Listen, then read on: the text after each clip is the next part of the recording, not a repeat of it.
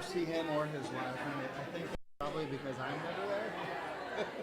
Probably more that than him not ever being there. But no, I don't ever see them.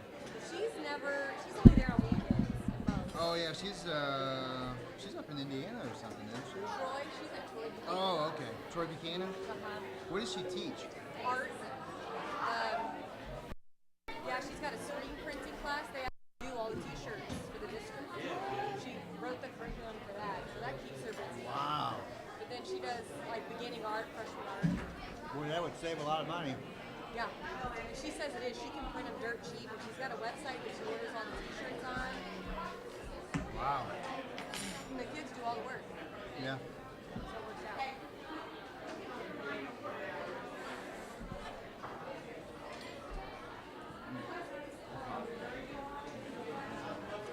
Me too. Green beans are hot.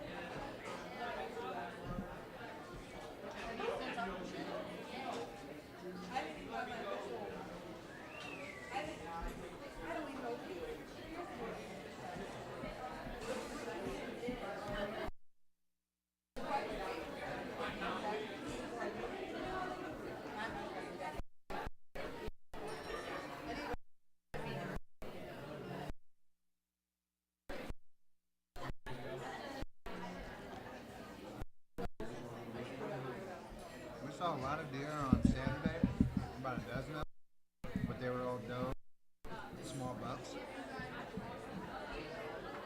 And then, didn't see anything on Sunday. I didn't see a thing.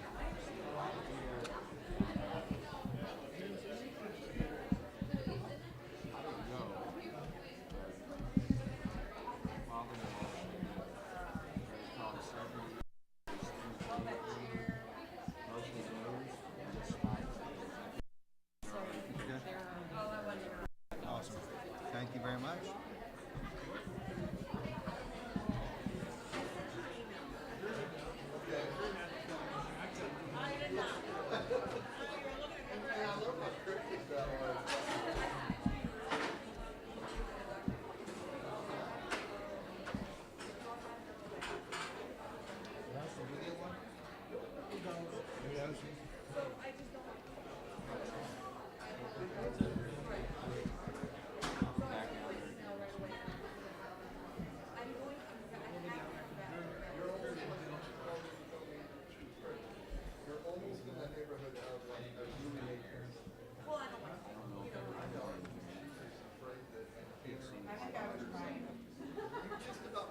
We haven't seen anything.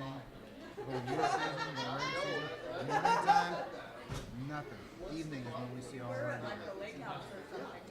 My dad and my son was the guy who's probably been on with the lake house. I will never in my life forget that call. He killed him. Buck him ago. Hey, Jeff, I cranked you up a little bit, so if it feeds back a little bit right off the bat, you'll know why. Okay, thanks.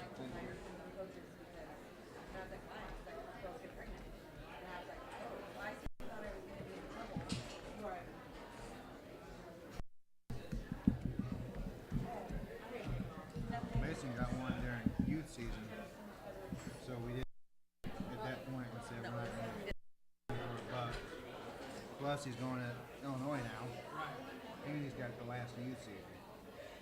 So if we get to that last youth season, and he has killed another one, we're going to kill another doe. Yeah. That weekend, it's next weekend. The weekend. So Thanksgiving. yes.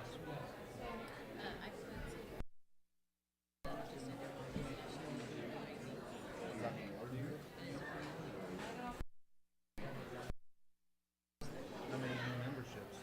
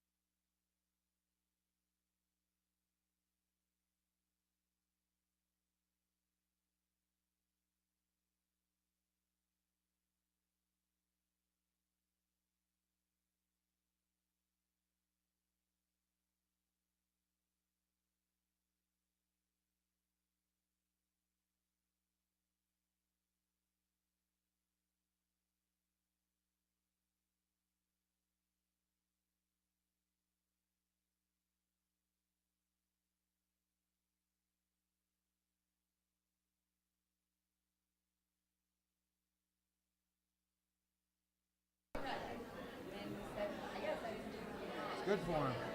PE an hour a day, basketball 2 hours a day. Good for him. Yeah. Yeah.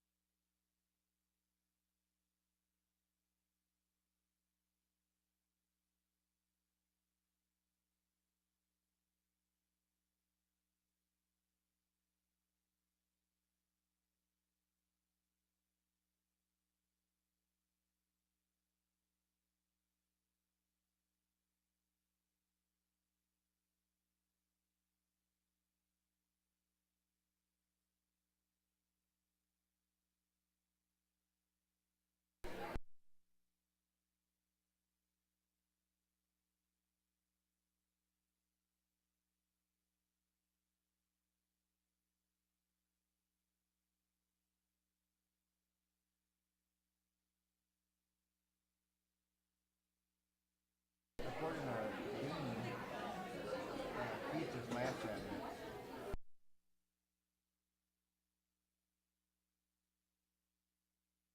It's evening.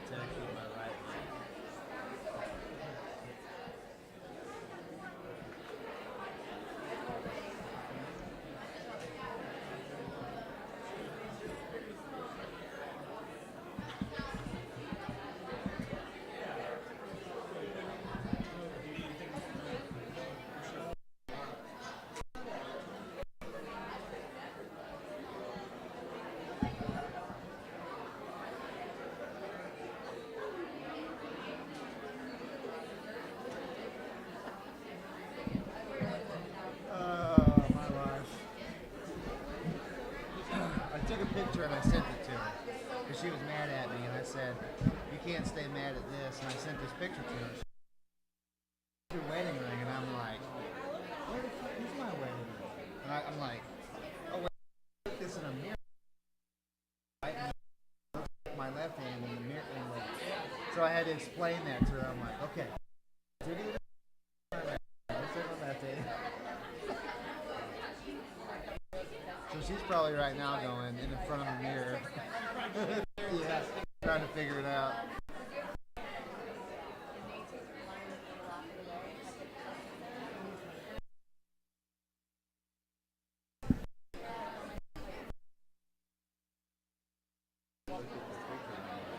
It's not there.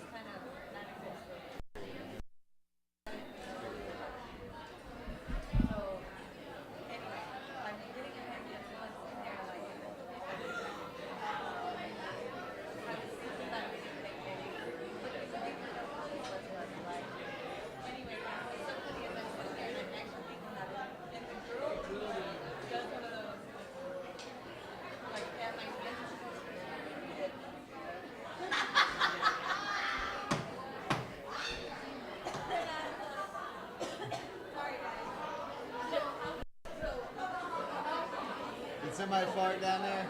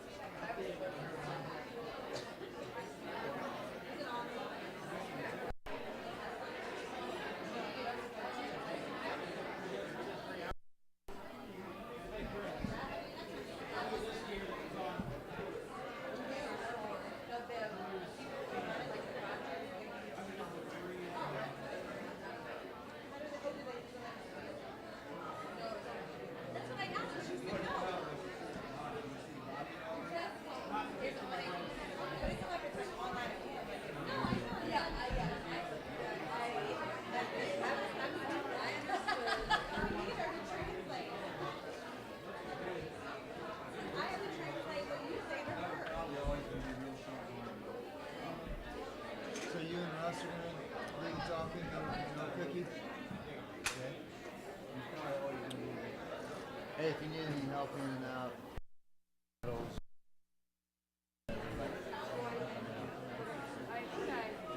They're all in order. Okay.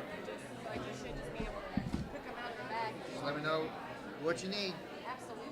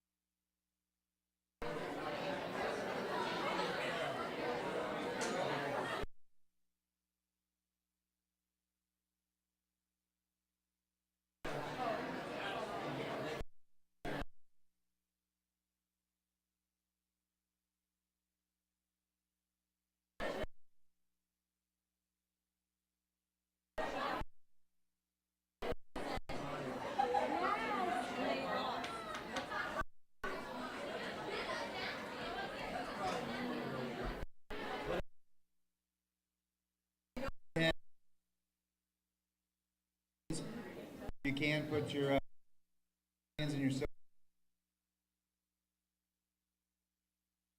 minutes. Quick.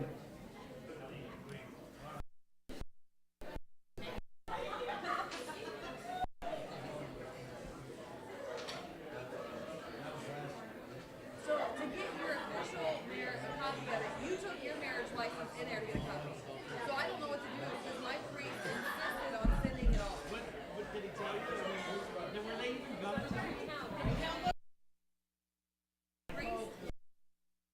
I'm gonna go tomorrow because I need one to go his insurance. Dude, and I have 30 days to do that.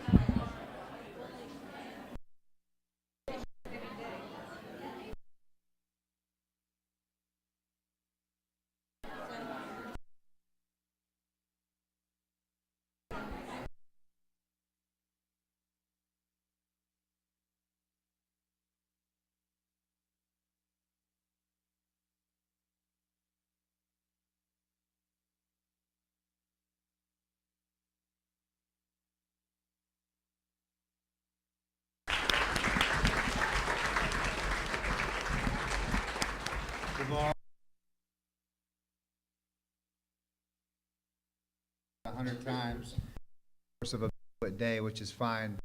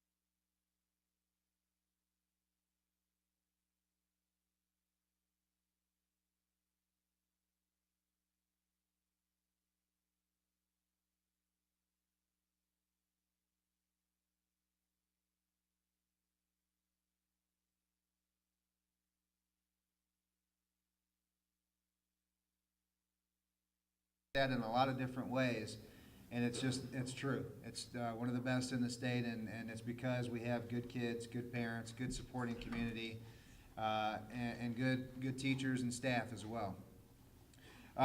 Introduction of coaches. Looks kind of like a middle school dance up here. I've got all the guys on this side and all the girls on this side, but that's okay. If I were you guys, I wouldn't sit by them either. So start here.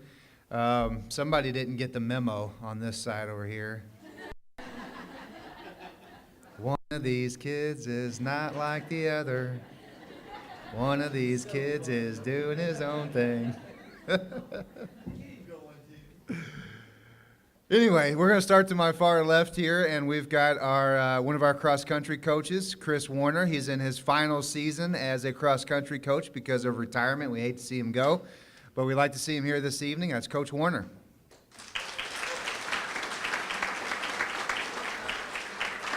To his right is our head boys and girls cross-country coach, Dr. John Boyd.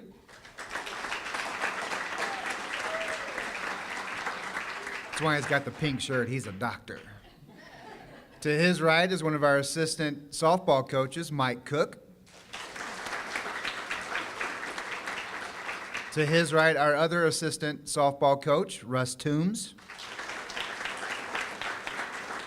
To my immediate left is our head softball coach, Dennis Kreitler. And to the better side of the table, we've got our head boys and girls golf coach. In this case, she's here for the girls golf program, and that is Rachel McDaniel. To her right is our head volleyball coach, and that is Jess Fallert. Pat myself on the back for not messing that up tonight. To her right is one of our assistant volleyball coaches, Crystal Kester. And last and definitely least, we have our other, I meant to say definitely not, no, I meant to say definitely least. We love you, Easy. Our other volleyball assistant coach, and that is Louise Robertson.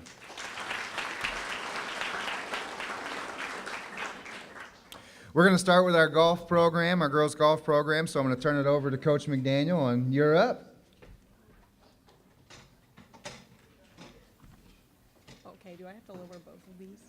No, I think that's okay. Okay. Good evening. First, I need to say a couple thank yous. First, to the district for the opportunity to represent. In the Southeast District of Missouri, we're one of 4 golf programs. There's another team that just added here in the Southeast Missouri District that has girls golf. So the fact that we even have a team speaks volumes about the district and the opportunity to represent. I'd also like to thank Mr. Nix in the athletic department.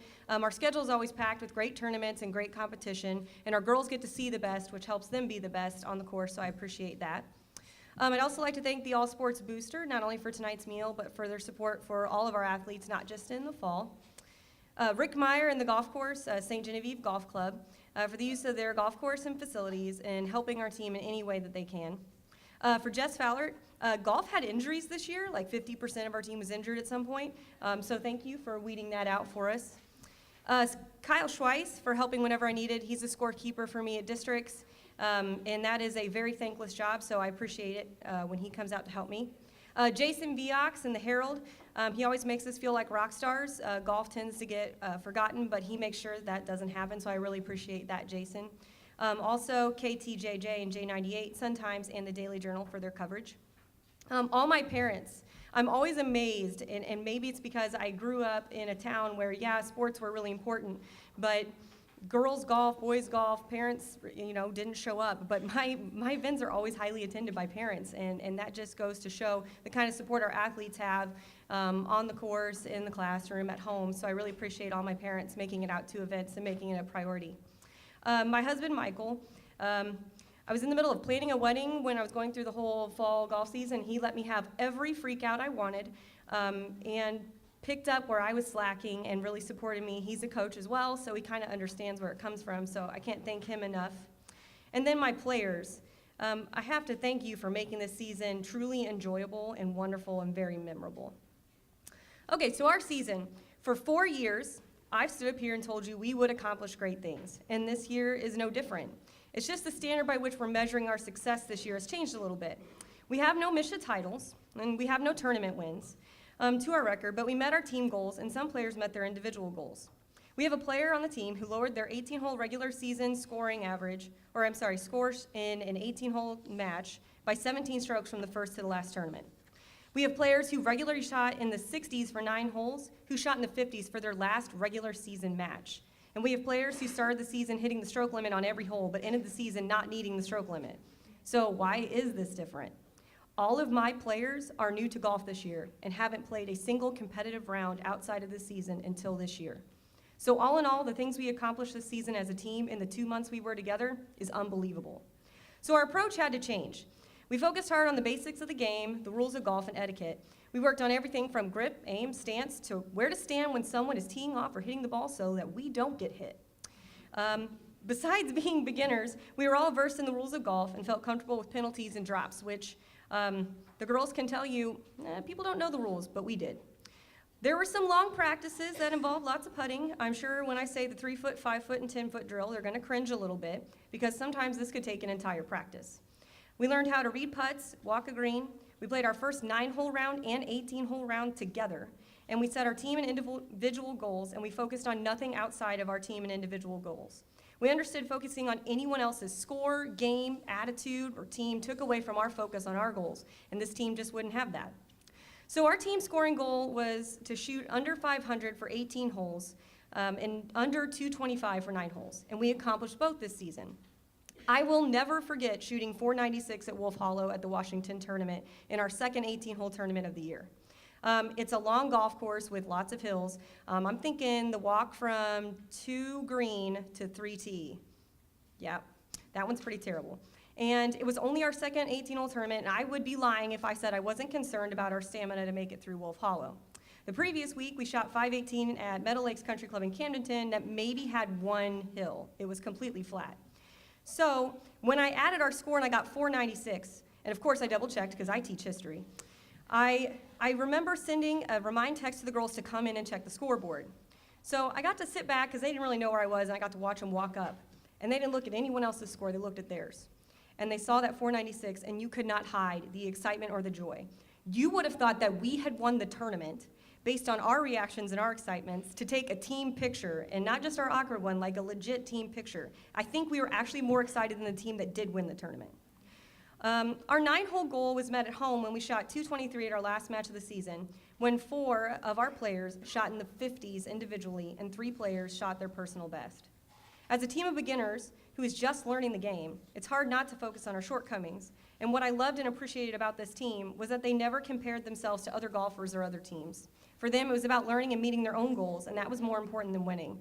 Of course, the season with girls is always entertaining. Early on, we made a team rule not to wear light blue to practice. Seems reasonable, considering our school colors are green and white. I hate to admit that it was actually because the day that we wore that particular blue, bees were attracted to our clothing, and we actually scattered around the practice green to avoid swarms multiple times during practice, myself included. I learned how to take a boomerang on Instagram. It's a crucial skill for the must-have jump pictures, so if you don't know, ask. I learned how to pick out the perfect homecoming dress, that the answer is, do you guys want to stop for Starbucks? That's always.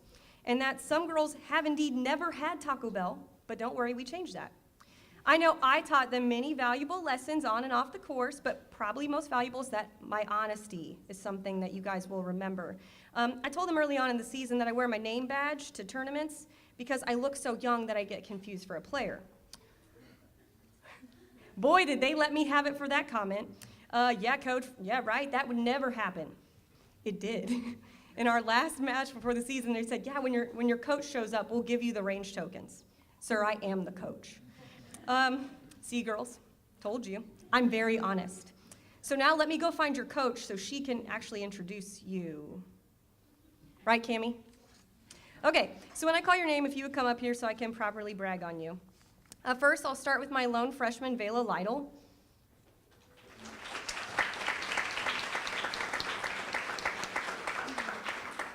So I alluded to injuries early on. Vela battled tendonitis towards the end of the season, which brought her progress to a halt until the spring. But if you know Vela, she doesn't do anything halfway. When she starts something, she wants to know everything about it, and that is not just limited to the classroom, and she took that mentality to the golf course. So it is my sincere hope that Vela will stick with the sport and continue to work on her skills over the summer and be ready for the next fall. Next, my sophomore, starting with Madison Viox.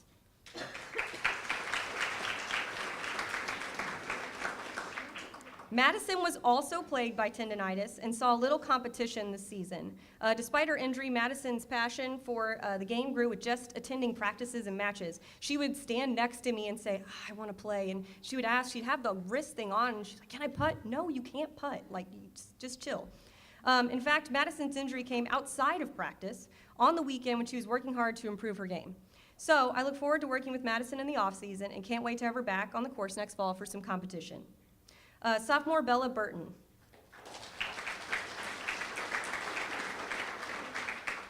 Bella came to me this season with some background in golf. She'd hit her dad's clubs like around the yard and really wanted to learn every part of the game. Her passion and natural golf swing led her to have a good rookie season. Her attitude and commitment pushed her to this season, and I'm excited to see where those things will take her next season.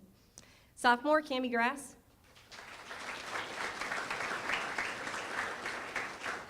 Cammie also came in with some limited experience. She bought into the program from day one, and in return, she made leaps and bounds all season in terms of her playing ability and course management. With her continued dedication and improvement, and potentially some competition over the summer, Cammie will be in a good position to make some noise next season. And my last sophomore, Josie Geisner.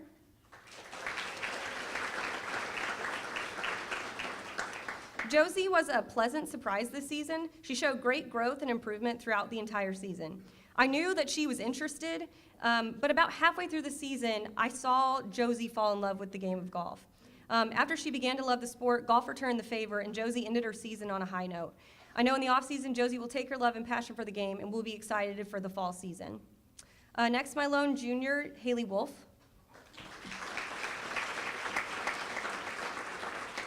So Haley took a chance on golf after cheering for 2 fall seasons, and I am so glad that she did. She committed from day one. She asks great questions and genuinely wants to know how and what she can do to make herself better. Haley worked hard all season to develop her swing, and that has come a long way. I'm excited to work with Haley to take her game to the next level and look forward to her senior season. And last but certainly not least, my senior manager, Toby Biat. Toby was a great asset to the program as our manager. I knew I could count on Toby to help me set up for practices, make sure the girls were fed and watered during home matches, which is no easy task, and provide much needed comic relief. Toby also provided great player-to-player insight. He began golf about 4 years ago, and his insight into what was it like to learning the game from scratch was invaluable. Often I would start in on something about golf, and Toby would gently remind me, like, hey, they don't know anything about that yet. So if I was failing to explain something properly, I knew Toby would jump in with a great explanation. I couldn't have run practices as smoothly without him, and I will definitely miss his personality, wit, honesty, and input, and potentially those puns next year. So can I have a round of applause for these ladies and gentlemen?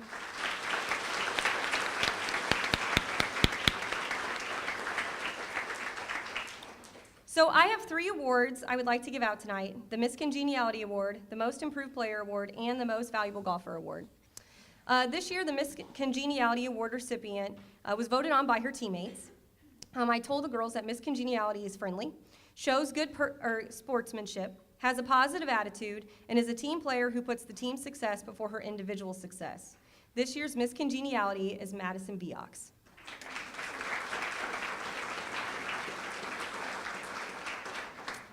The Most Improved Player Award recipient is very deserving. She's a player that shot the lowest score for our team at the district golf tournament without a stroke limit. This is a player who approached me last year in the offseason who wanted to learn the basics of the game and since has fallen in love. I'm excited to name Josie Geisner as the recipient of this year's Most Improved Player Award.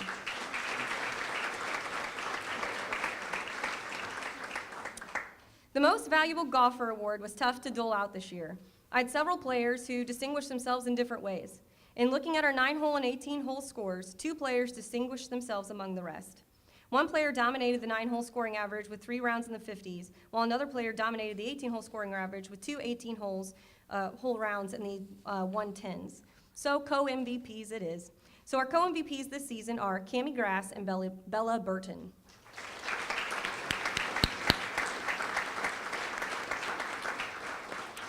Thank you all, and we'll see you next season.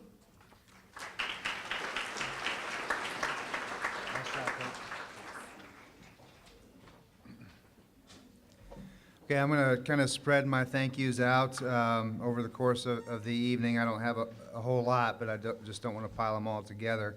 I do want to take just a minute to thank our Sports Booster officers.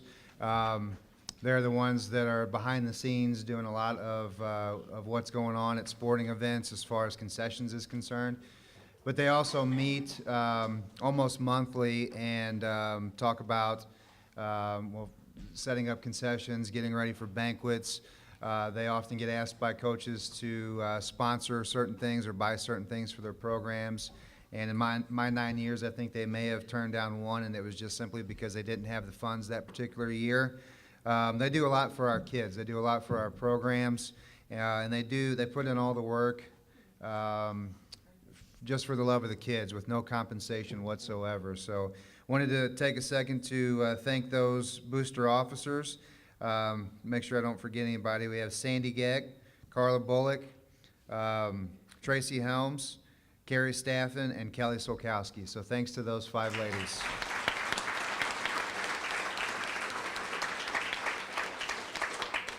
Okay, turning it over to our cross-country coach, Coach Boyd. Come on up.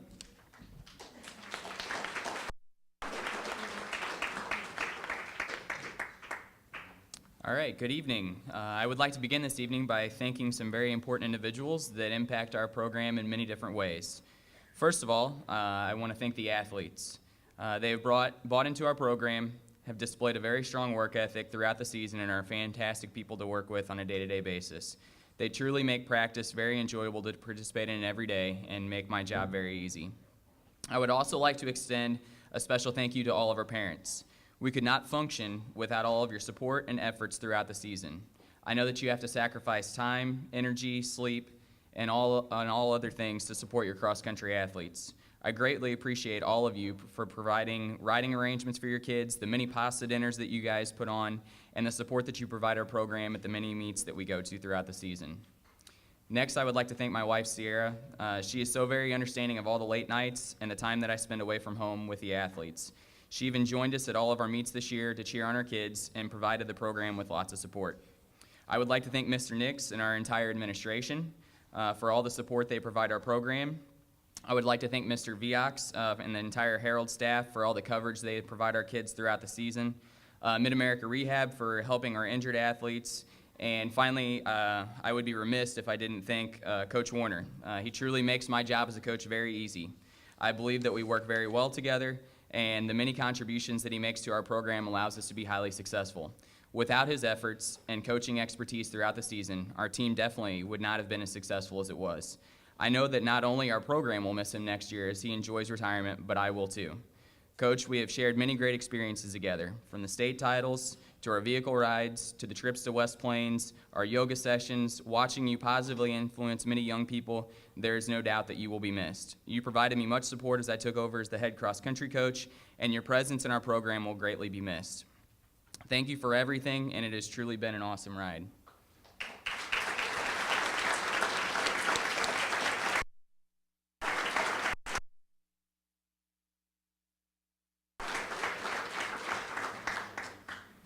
I'm sure that I'm leaving some individuals out, but I'm very grateful to everyone that has helped out our program throughout the season. Now for a little recap of our season before we move into the athletes. We battled the heat almost the entire season. I think that's kind of the theme. Kids would probably agree with that. Many of the meets that we raced at on Saturday saw temperatures anywhere from the 80s to the 90s, and that was almost the entire season. I think it's one area that our team struggled with. Matter of fact, if you asked any one of our kids, I'm sure they would tell you that they were ready for cooler weather when it came. Each time this fall we thought cooler temperatures were on the way, a heat wave came right back in. We even had some individuals that struggled with the heat so much that they found themselves in a kiddie pool of cold water at the finish line. Right, Max? Needless to say, if you have never seen the end of a hot cross-country race, it can be a very scary sight to see. As far as our girls team goes, we didn't run with a full team for the entire season. However, the girls came in and worked hard throughout the entire season. The hard work and dedication, no doubt, will help to keep the tradition of St. Genevieve cross country alive. The good news is we have nearly our entire girls team back next year, except for Madison Rainey, who is a senior. So if we can find a few more pieces to the puzzle, we could be right on track to having success as a team. The boys, on the other hand, had enough runners to compete as a team. We opened the season at a very competitive Forest Park Invitational and battled extremely warm temperatures. It definitely was not the race that most of our kids were looking for at the start of the season. Then we moved on to Hancock Invitational, and it was even hotter. Temperatures were up in the 90s, and heat indices were in the hundreds by the time the boys began to race. Still, not the outcome that our team was looking for. We then went to Cape Notre Dame, finally some cooler temperatures, and we probably had our best race of the season. We saw 5 boys that ran under 19 minutes on a very competitive course, and as a team, we started to build some confidence and finished runner-up to a very strong Cape Notre Dame squad. In came the heat once again, and it seemed to deflate our sails. Potosi and Borgia, not quite the same as what we saw at Cape Notre Dame. We then traveled down to Dexter for the Class 3 District 1 race, cooler temperatures, and we saw lots of PRs, and the kids really ran well. We were competing against some of the best teams in the state and our district. In order to qualify for the state meet, your team has to finish in the top 2, or as an individual, you have to finish in the top 15. Within our district, there are 5 schools that I would consider to be powerhouses. Those schools are Festus, Herculaneum, Potosi, Cape Notre Dame, and ourselves. Just to showcase how dominant those 5 schools are, each of the boys that finished in the top 15 came from one of those 5 schools. At the state meet, the top 2 teams in Class 3 and on the girls' side came from our district. On the boys' side, it was first and third. Needless to say, year in and year out, we get to compete against the best of the best. I feel like it raises our competition, it raises our expectations as a team, and in order for us to be the best, we have to beat the best. I would like now to take the opportunity to recognize our athletes. So as I call your name, if you guys would come up to the front and go down and see Coach Warner and then line up across the front, that would be awesome. I'm going to start with the girls. Freshman Alina Bader.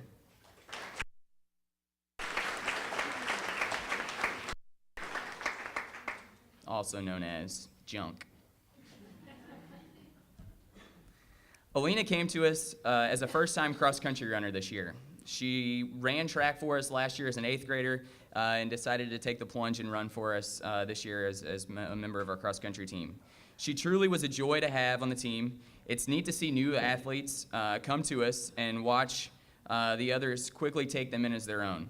It was awesome to watch Alina grow this year. She came in all summer long, But it wasn't until about halfway through the season when she earned her first cross-country medal that we were able to see her confidence begin to grow. Her final race of the year was capped off with about a 2-minute personal record. This is an extraordinary feat for an individual that is competing in their first ever district race. However, Alina's growth as a runner wasn't near as fun to watch as her growth as a person. I saw her confidence, personality, and character flourish throughout the entire season. I'm very excited to see what the future has in store for Alina. Junior Maddie Huffstetter.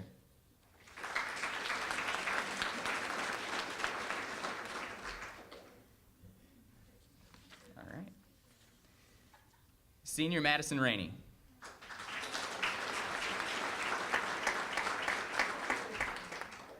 Madison returned this year, and we faced a few injuries once again that we had to overcome. However, I would say that the season for Madison was more successful when it came to staying injury-free.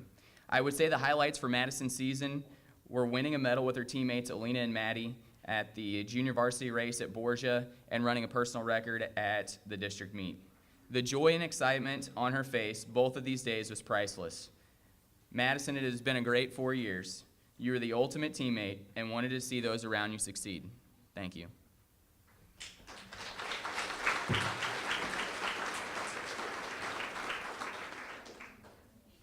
Senior Emma Giroud.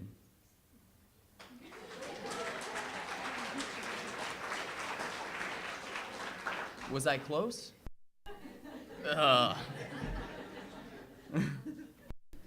Emma is a foreign exchange student from Belgium that has been an important member of our cross-country team. Unfortunately, due to MSHA bylaws, Emma was deemed ineligible to compete for the school. However, she was at practice every day and it was a super important part of our team. For those that have a chance to watch her run, she is an amazing runner. There's no doubt that if she was able to compete for our team this year, she would have been a force at the conference, district, and state level. I would say that Emma has probably learned quite a bit from the cross-country team throughout the season, but we have learned even more from her. She has taught us about her home country, how to be a good teammate to all, and how to simply go about your work each and every day. I know that the kids have really enjoyed their time with Emma, and so have I. I'm sure that she is tired of me asking her questions every single day about Belgium or what she thinks about things, but the good news for her is that she's going to get more of those questions all winter long and in the spring as well. Thank you, Emma.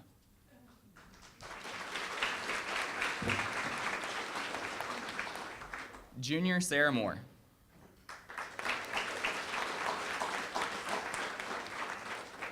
So I have to change my speech a little bit. I actually was going to say, unfortunately, you can see she's standing in a boot, but actually she's not. So fortunately, Sarah is not standing in a boot right now.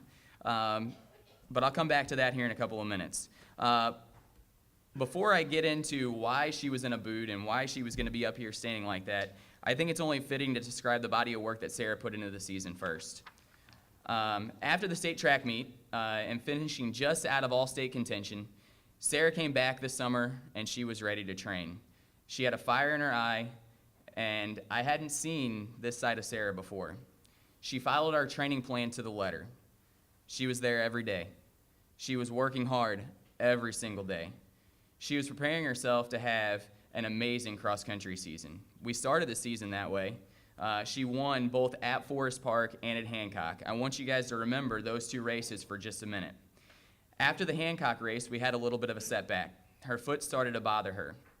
She went to the doctor, but we got the green light to continue training. We mostly cross-trained over the course of the next several weeks in preparation for the state run. For those of you that remember her story from last year, it was eerily similar to what we saw this year. We thought that she would be ready to race by districts. She did toe the line and race at the district meet, but her foot still had a substantial amount of pain. She went back to the doctor and got the prognosis of a partially torn tendon and 2 stress fractures. She ran through that pain at the district meet to finish all district and qualify for the state meet. The doctor placed her in a boot and her season was over. Even more difficult for Sarah to watch, the young girl that she beat at Forest Park and at Hancock went on to win the state title in Jefferson City. Pretty tough for Sarah to sit there and watch. Another tough break for us. However, through it all, her character sets her apart from many other people in this world. Many kids would crumble after all this work and all this heartache. We talked in Jefferson City at the state meet, and Sarah's ready to have her foot healed so we can slowly begin to train for her final few seasons. I'm very proud of Sarah as a runner, but even more proud of her as a person. She is the epitome of tough, and as Coach Keim told me the other day, she sure has a lot of grit.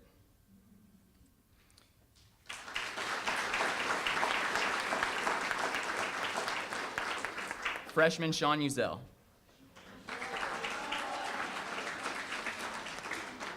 Dressed to impress tonight. I like it.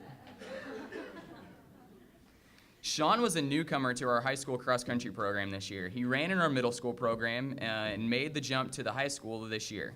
At the beginning of the season, Sean was still trying to figure out how to manage running cross-country along with everything else.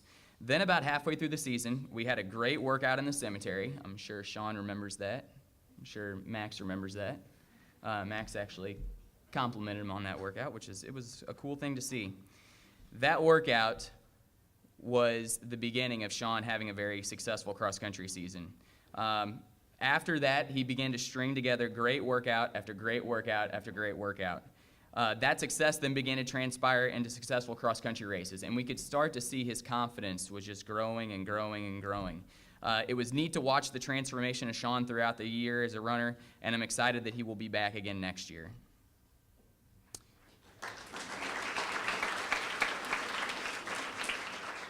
Freshman Devin St. Clair.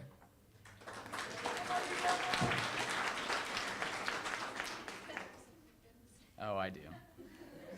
Devin might quite possibly be the quietest kid I have ever had the opportunity to coach. He doesn't shy away from working hard, though. If I wanted him to be at practice, he was there. If I wanted him to work harder, he did it. If I needed anything throughout the season, he would do it without question. Devin is an awesome young man that has the potential to mold himself into a runner. He is not blessed with the amount of running ability as some of the athletes that we have had come through our program over the years. But the work ethic, dedication, and character that this man displays each and every day are going to allow him to be a successful cross-country runner. He made some huge strides this year during our cross-country season, which even included saying the team prayer prior to the district meet. We definitely are looking forward to having Devin back for the next 3 years.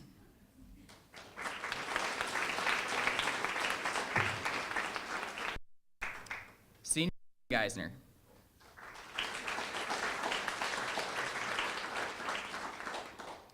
Nathan is still relatively new to this whole cross-country sport. However, he came to us with a wrestling background and truly wanted to be good at running. Even though he wanted to be good at running, I think the team aspect meant even more to this young man. He rallied several of the kids together throughout the season for many team bonding events. He even took the time to make the long trip to Jefferson City for the state cross-country meet to cheer on Camden.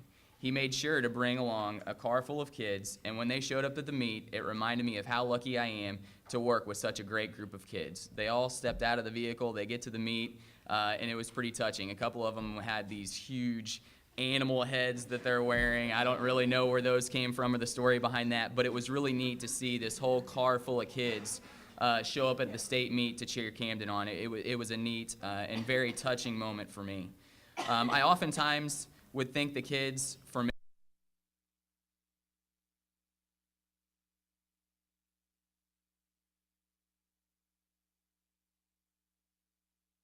Nathan.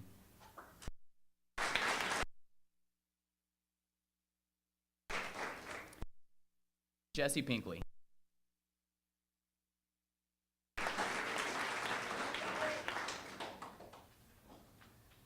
Jesse stepped up huge for our team this season, but not in the way that most people would think.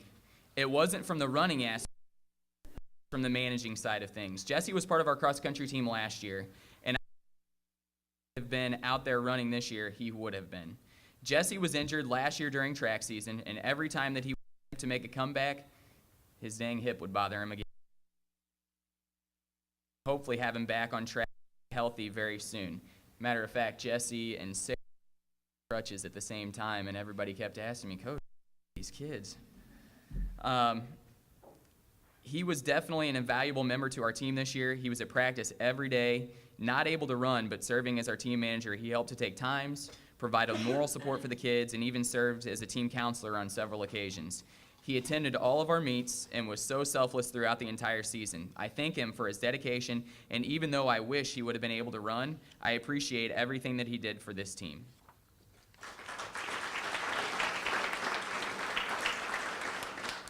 Junior Clayton Hook.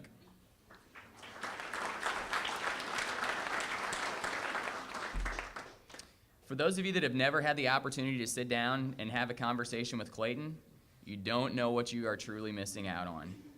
He is a highly intelligent, yet spontaneous, fun-loving young man. He knows how to have a good time with his teammates. In one moment, they're quoting SpongeBob,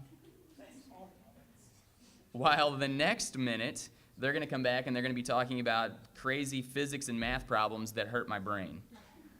As a runner, Clayton had some good races and runs this year when the weather started to cool off. He definitely struggled with the heat. I don't like to make excuses, and neither does Clayton, so we're just going to have to improve upon running in the heat. There is no doubt that Clayton has the ability to be a great runner, and I know that he is going to have a more consistent summer of running prior to next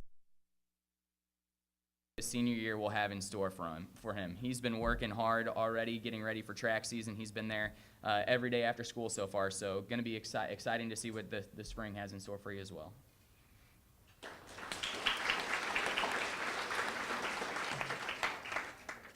Junior Brandon Eisenman.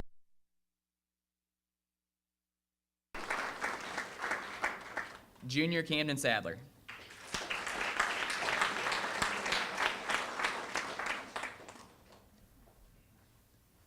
Camden was our lone competitor at the state cross-country meet this year. He made the trip to Jefferson City after finishing in 15th place at the district meet. He qualified by less than a tenth of a second. It was neck and neck. When he crossed the finish line, we actually didn't know until results were posted whether he did qualify or whether he got 16th place. Cutting it a little close there, Camden. He narrowly missed qualifying for the state meet, but he did make it there. In Jefferson City, Camden finished in 40th place. We've seen a lot of individual growth from Clayton this year as a person. I'm very proud of the young man that he... Oh, sorry, Camden. My bad. I'm looking at Clayton, and then I came out. And commitment to running from Camden will help him to attain an all-state medal.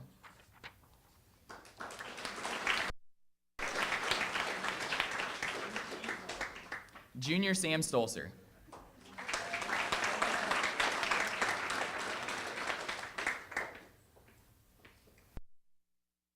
Talking about Sam with a number, and that number is 1950. That is the best time that Sam ran as a sophomore. Coaches that we get to work with kids that are as driven to succeed as Sam. I asked Sam to come in more and run a lot more this summer, and he did exactly what I asked. What do I see? He's there all summer long. I asked Sam to be there for morning runs and long runs. What do I see? He attends both of those things all season long. Sam is the epitome of hard work, dedication, and drive for success. Unfortunately, Sam, like many of the rest of the runners, struggles to run in the heat. We opened the season well above that 1950 mark, but Sam never lost sight of continuing to work hard and drive for success. He finally had his big breakthrough at Cape Notre Dame, where he ran under 19 minutes for the very first time. The joy on his face and the excitement in his eyes are priceless aspects of being a coach. He continued to work hard the rest of the season and ran his best race at districts with a time of 18:47. He was able to take another minute off of his personal record from last year. None of that would be possible without the effort that Sam puts in on a daily basis. He always does his core work, his regular runs, and his workouts to the best of his ability. He works hard in the classroom, and let's face it, Sam is just an all-around awesome kid that everyone should strive to be more like. Sam, thank you for running cross country. Thank you for being a part of our team, and thank you for believing in me as a coach.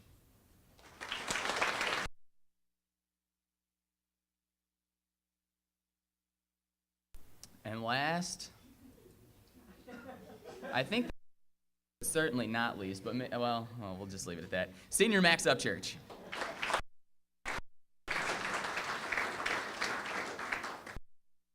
Started and said that speech better be good, so guess we'll find out. Max is pretty tough. He's definitely an individual who is always and has always been passionate about our team. The team being successful meant more to Max than anything else. He is the ultimate teammate in that regard. As a coach, they're always thinking about individual accolades and doing things so they can get the limelight. Max was always concerned about what he can do to make the team the best that it can be. He was instrumental in rejuvenating a boys cross-country team his sophomore year and junior 2005. He was instrumental in helping us win numerous district and conference accolades.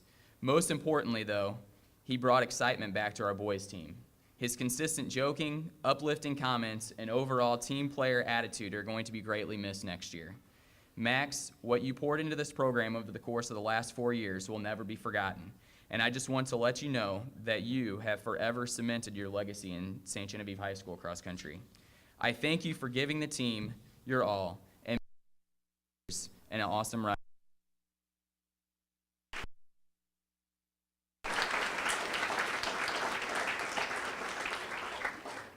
We have a few awards that we would like to hand out. I'm going to start with the most spirited, and I'm just girls, and then I'll. Our most spirited girl is Maddie Huffstetter, who's not here tonight. And our most spirited boy.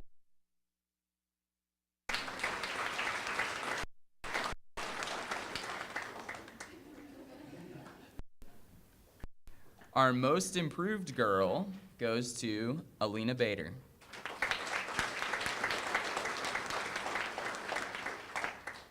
And our most improved boy goes to Devin St. Clair.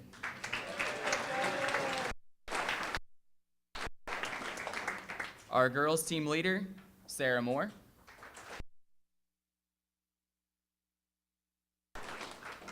And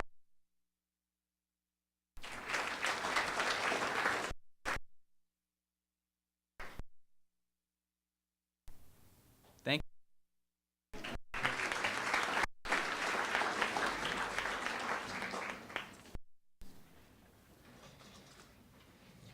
Okay. Wanted to thank administration at all levels, from elementary all the way through district office, but especially Mr. Haney and Dr. Mercer, who helped me do supervision, who give me a ton of advice every day, and to all of our administration for setting the bar high and helping to make me the best that I can be as an administrator. And I also want to thank Brian Kreider. He's our evening custodial lead custodian. Him and his entire staff. They're here tonight, roaming around cleaning classrooms right now. And when you guys leave tonight, they'll be in here cleaning after the banquet, and they do so after volleyball games, softball games, and all kinds of sporting events. And they do a tremendous job to help keep our facilities look shiny and clean. So thank you to those guys. Turning it over now to our softball program, we're going to have Coach Toombs talk about JV softball, followed by Coach Kreitler, and Coach Cook is going to sit there and look pretty.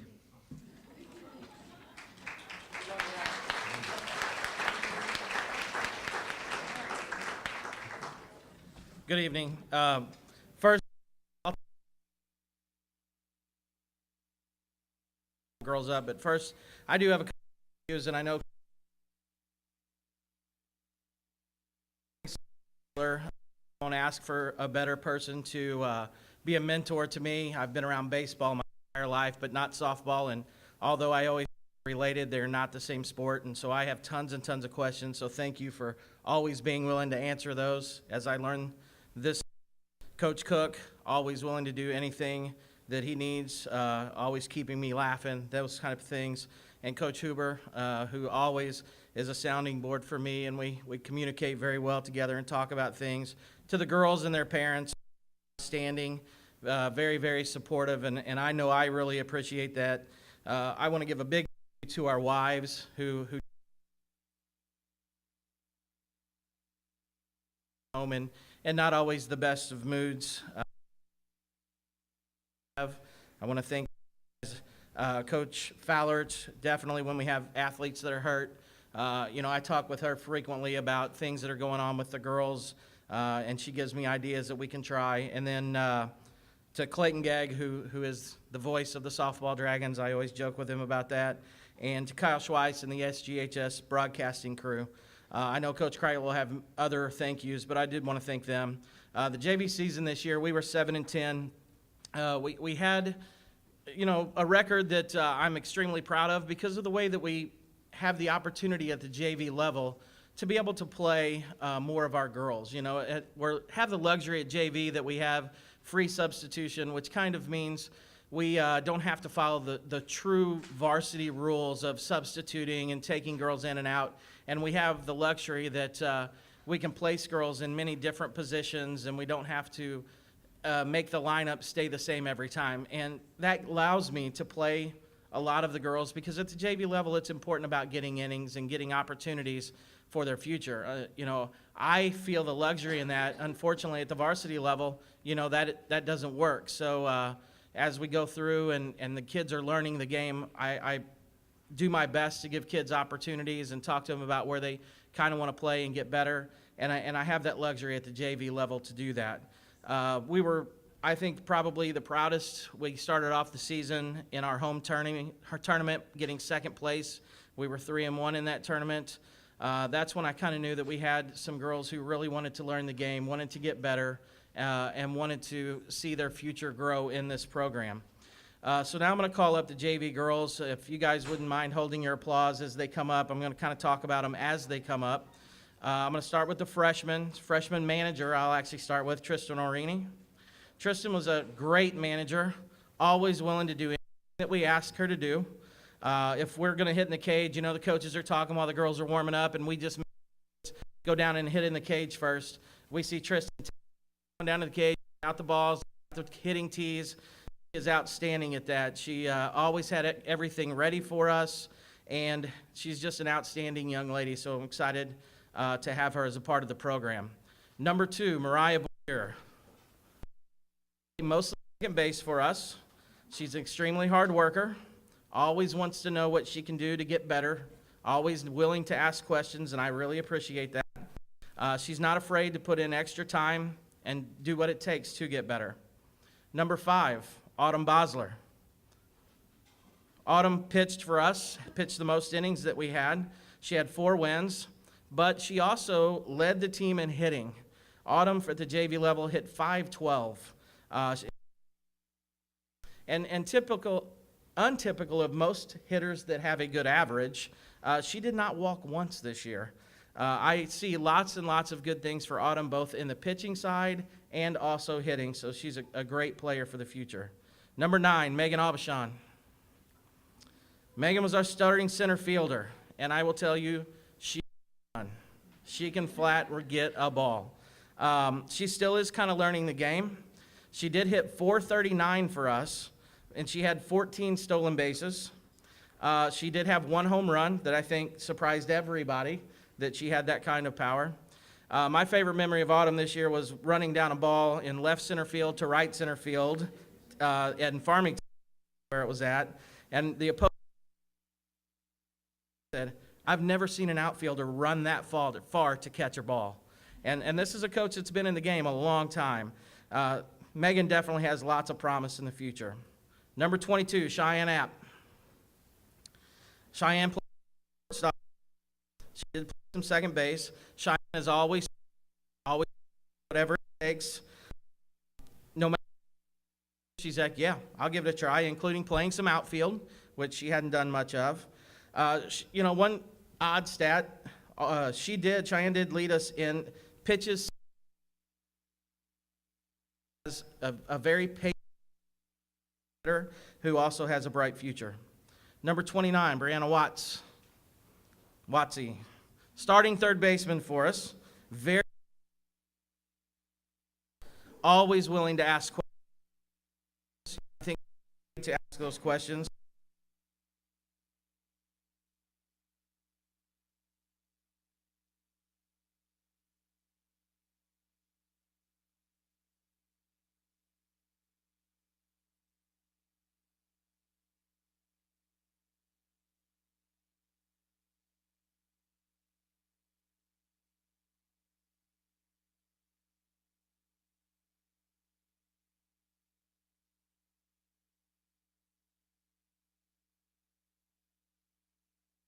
have some more self-confidence when she pitches.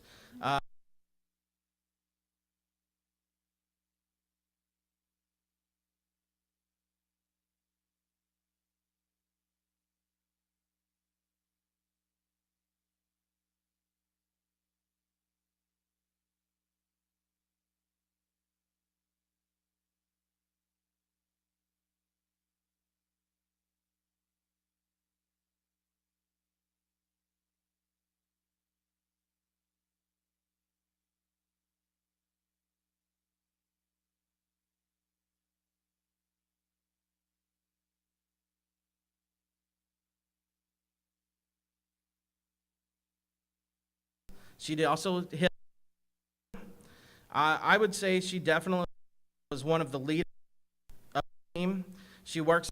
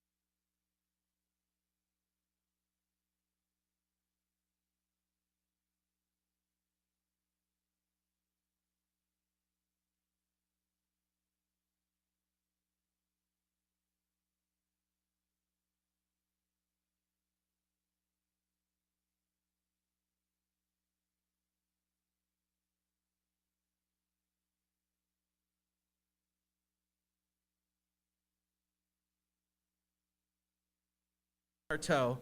And so they get us out of the inning and we're ready to go play in the field and her shoe is still off. And we only have 8 going.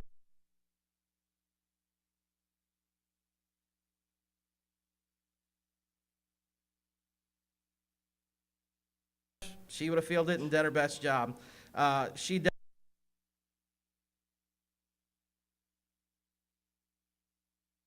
actually benefit her in the future. Actorly. Starting first baseman for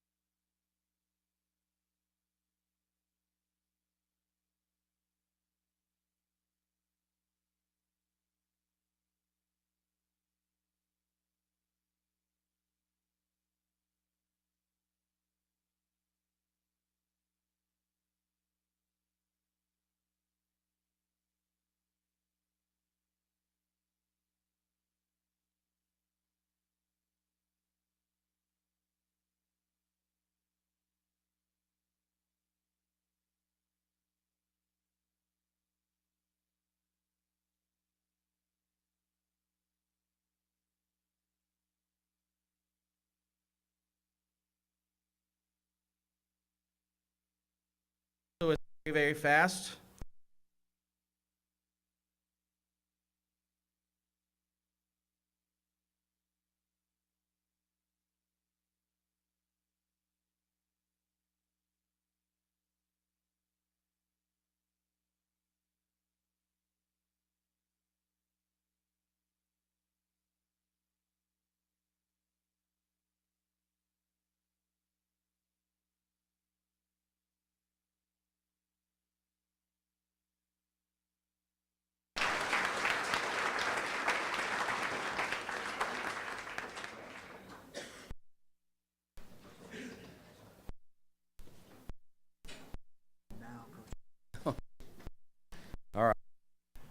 Varsity softball. Excuse me. A little bit of a rough day today in elementary P in the afternoon, so you're going to have to bear with me with my scratchy voice. To talk extremely loud to some friends today. I won't say yelling, it's just extremely loud. Some thank yous first to start off again this year. Start from the very top. She's supports me and allows me to coach. She knows how much I love coaching softball, and she just finds a way to make it possible with the large family we have. Director, Mr. Nix, for everything he does for us coaches throughout the whole year. For keeping the score, and Cook, he doesn't really play too much, but he's a workhorse. He pitches batting practice, BP, is hitting fly balls, hitting ground balls to everybody. He's just a workhorse in doing that stuff. He's probably the most talkative out of all of us. He the girls throughout the whole year and the off season, during the season, in their abilities.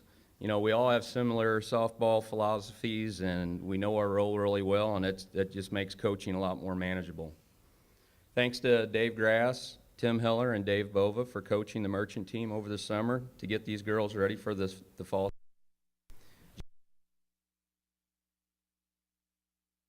BDZ, the Sun Tiger.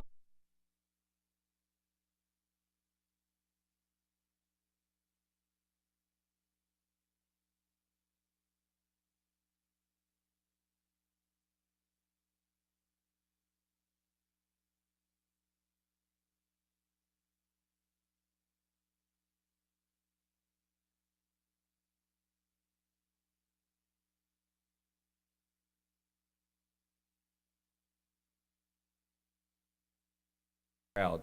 Students, St. John staff, coaches to come up to watch and support us. And lastly, to all the with us coach season.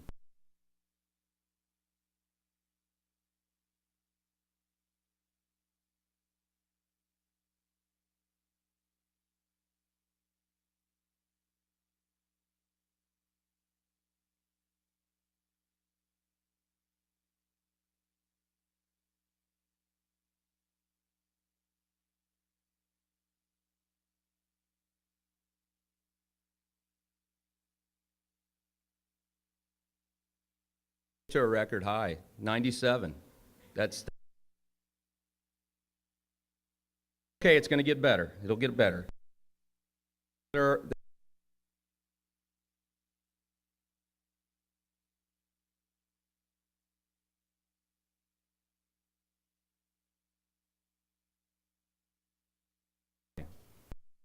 3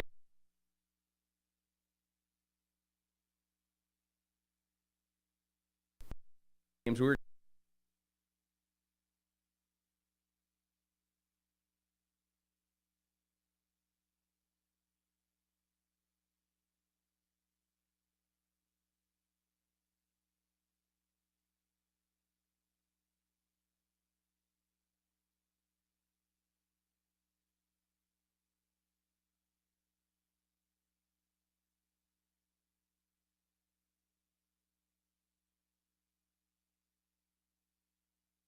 we won 7 out of 10 games, and that was kind of the peak of our season, so to speak. There, as we entered the conference tournament at 11-8, and we were feeling pretty good, and we played with a lot of heart and emotion. But at the end, we finished where we were seated, which is 4th place.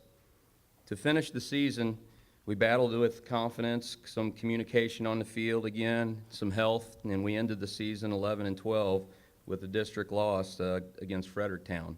However, 11 wins in a season is pretty darn good. In fact, it measures 5th all time. Okay. I'd like to freshman. She was Sean. She did play JV. Coach Toombs already said we already got that. She played in 8 varsity games just to run. And she stole 4 bases, and she scored 4 times. And her speed is just off. Whenever she gets on base, it just puts a lot of pressure on a lot of teams. So we hope that is going to continue with us. Southmore, Katie Beck.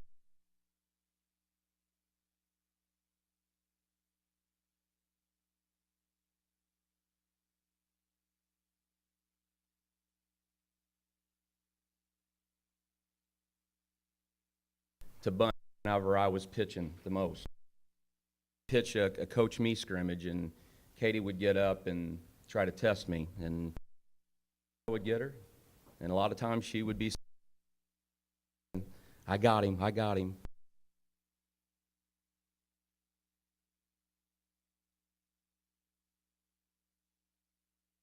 I'm in a good spot. I was just expecting a lot.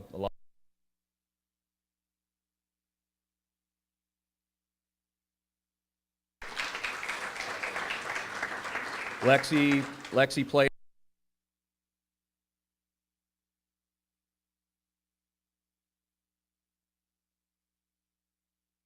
most of the year, but we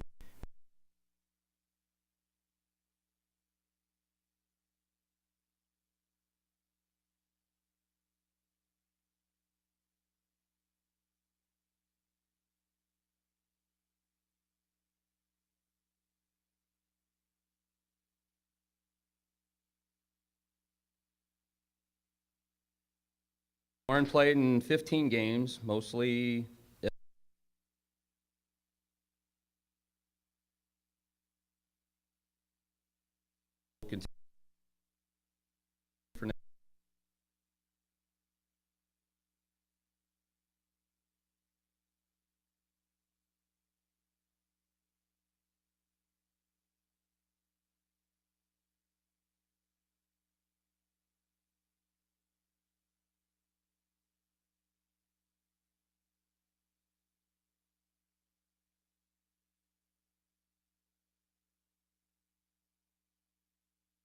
Alyssa pitched in 21 varsity games and played third base, second base, and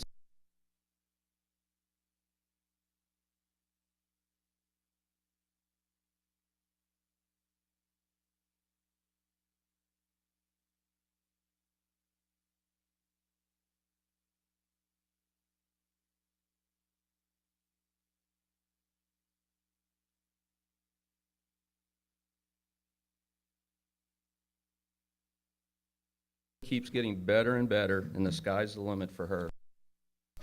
Now the juniors, Riley Hook. Riley played in 14 varsity games as a first-year player and scored 3 times as a courtesy runner, and she did play shortstop as well as some outfield. Riley has a great throwing arm and hits the snot out of the ball in the batting cage. She just needs to transfer all that into the game situations to get better. Lexi Martin. Lexi was another first-year player.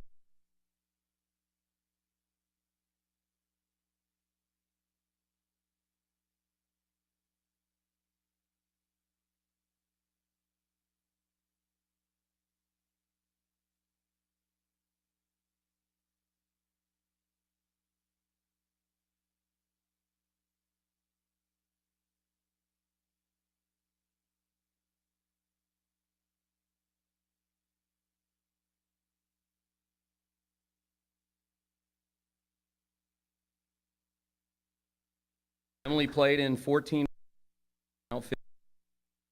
She batted 2.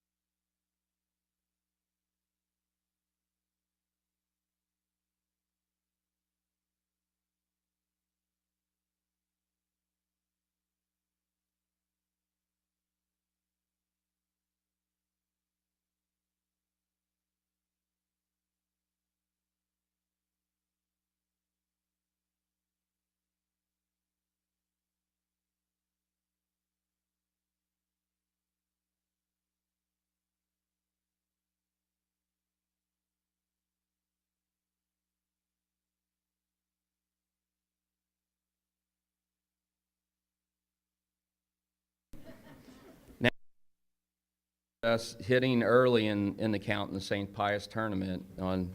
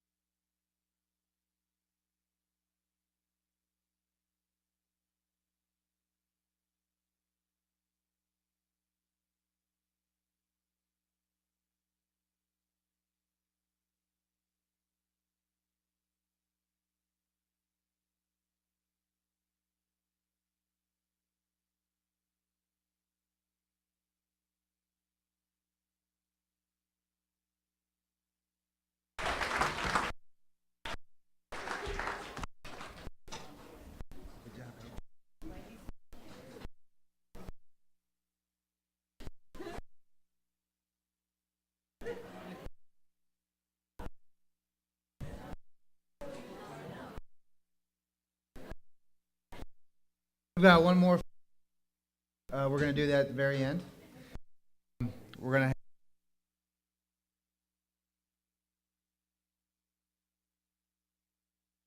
have Coach. Always.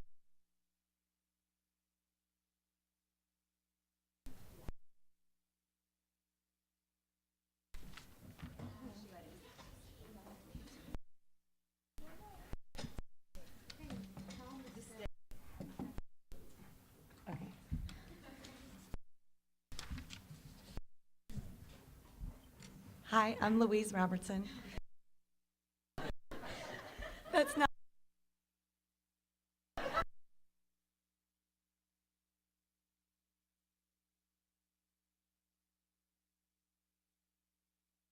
So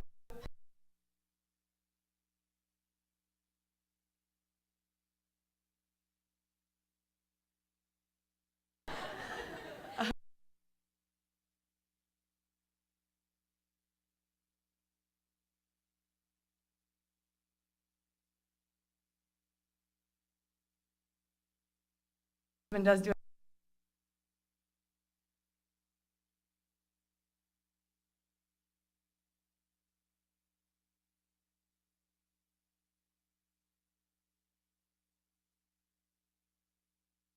for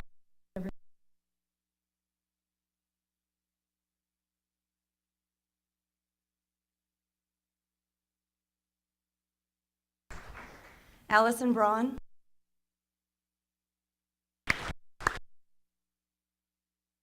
Kreitler,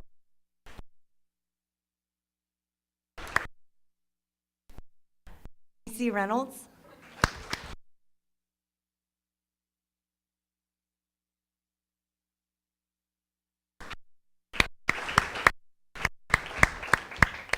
Murray,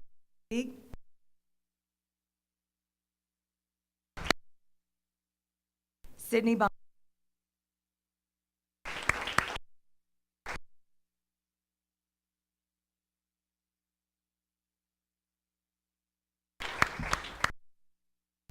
and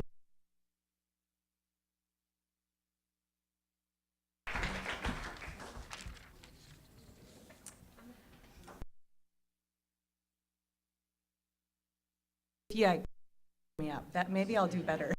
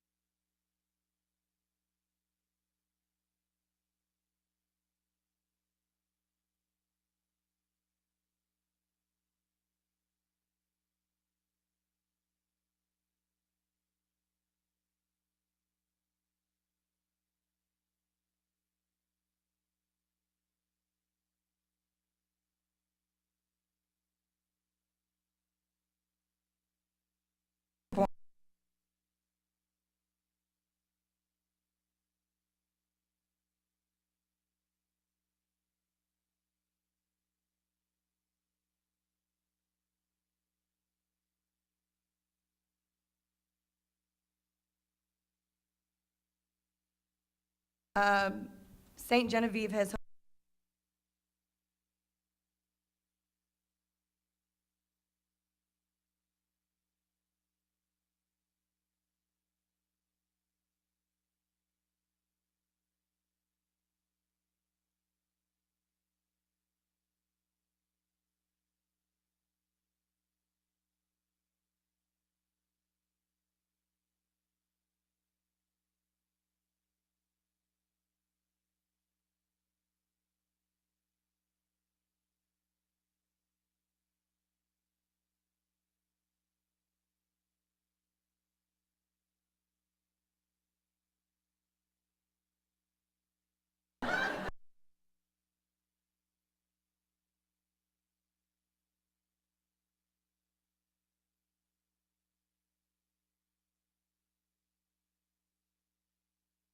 like that play in a blow.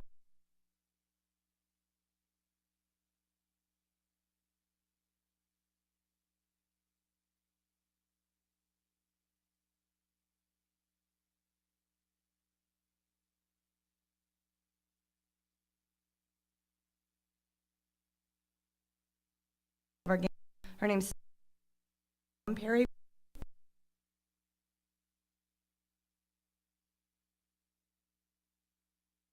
And we're still talking about that, and we delivered their only loss to them on their season in that championship game. So definitely made that victory taste a little sweeter.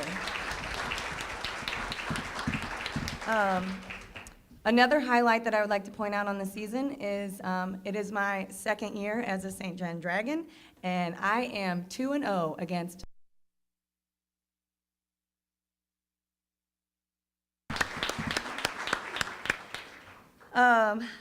We started out pretty rough. Our numbers were very small, and we shared a lot of girls with the junior varsity squad, which made practicing difficult sometimes.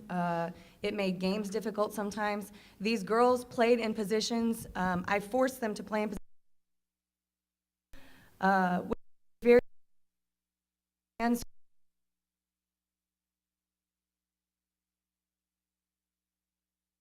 is coach doing? Like, it's tough, and handled it with mental class, strength, and they lived anywhere I put them, and they had such great attitudes about it. So, very proud of them for that. And then I would just like to finish on the evening as a message. And Crystal, work under, and all the varsity girls. I've been playing volleyball since I was in like since I was 19, and I never had a district championship, and now I have two, being with you girls, 2 years back to back, and I'm proud to be here, and I'm so proud to work with you girls, and I'm learning a lot. So, applause for the freshies. Thank you.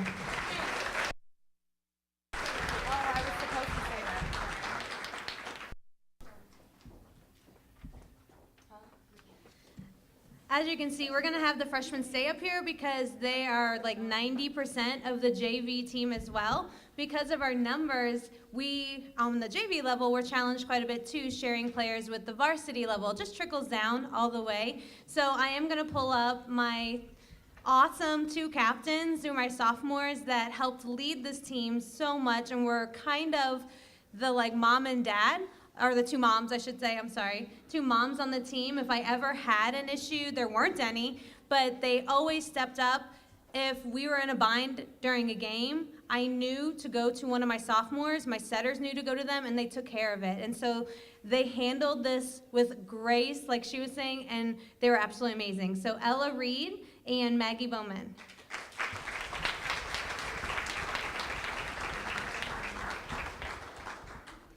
Because of injuries and whatnot on the varsity level, we'd lose Ella one day. We had, actually, I think Chloe was playing with us one time. Megan was going to play with us at one time. Then there was this, and it ended up working out perfect because the varsity knocked it out of the park this year and had an amazing season. But it just talks about how amazing our volleyball program is, all the way down to the little girls in the winter program.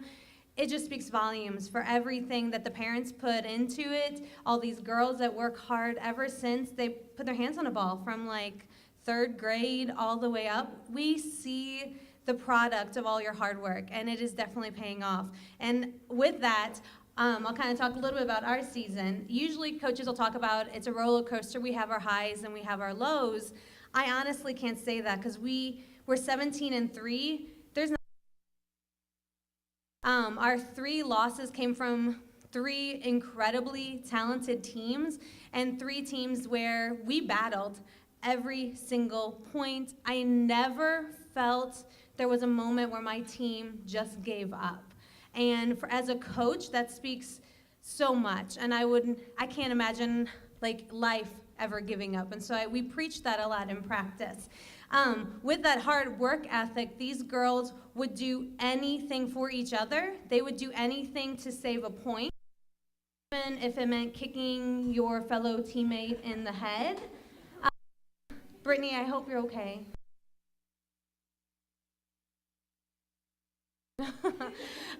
They would do anything and sacrifice anything for each other, for the game, for a point, for a play. They went 110% every single play, which is amazing to watch as a coach, as a spectator. It made the game so exciting and so much fun to watch too. And it's a lot of fun to coach because you knew they were going to give it your all. They didn't care. They were going to do everything that they could to earn that point.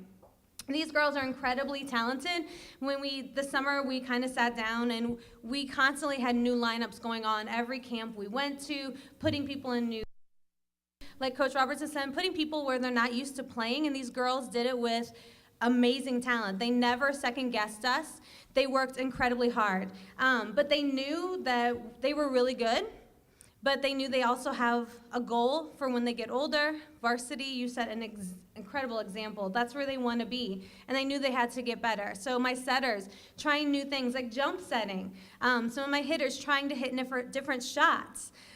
Even serving, trying to be more aggressive and actually getting our serves in. They actually worked hard and tried to make those things happen.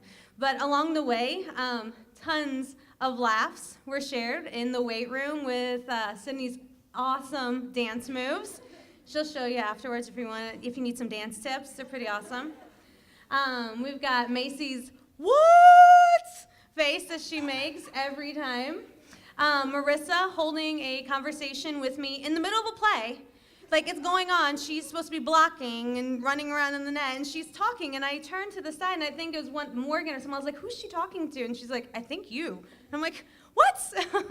And then when she comes off the bench, she's continuing that conversation as she comes and sits by me.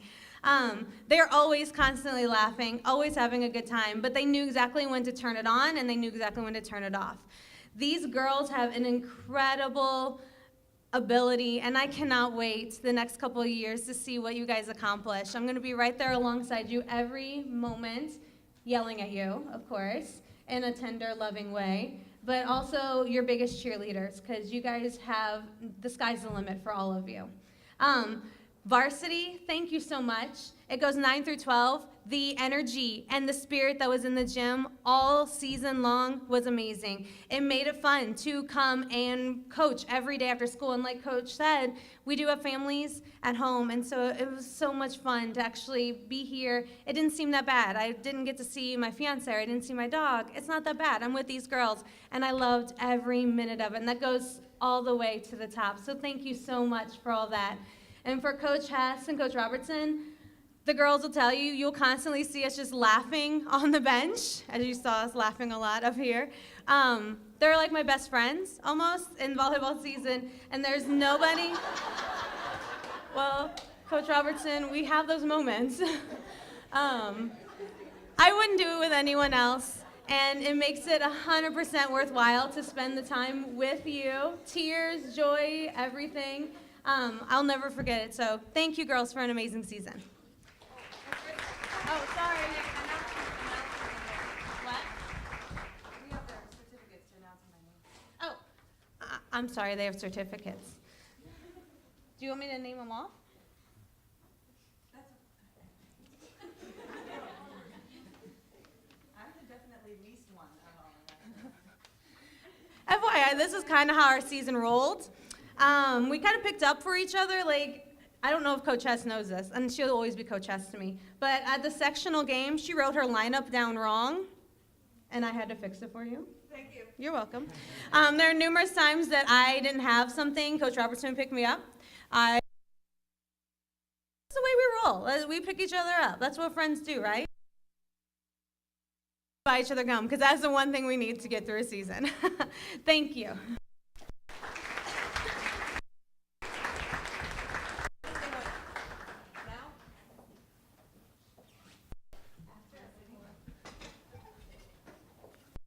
You want to do it now? Okay. A little different. While Miss is pulling up a video that was created, I think by Allie Grass. Did you create that, Allie? Sort of. She gave it to me. While we're waiting for that, I wanted to thank Dane Robertson because obviously his wife doesn't.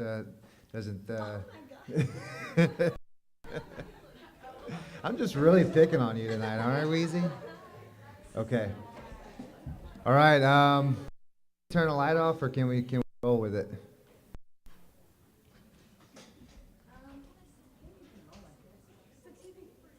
Can everybody see it? Okay.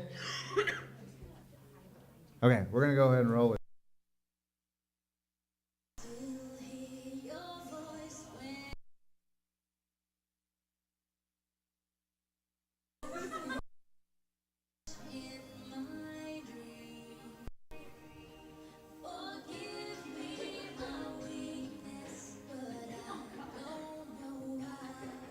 Without you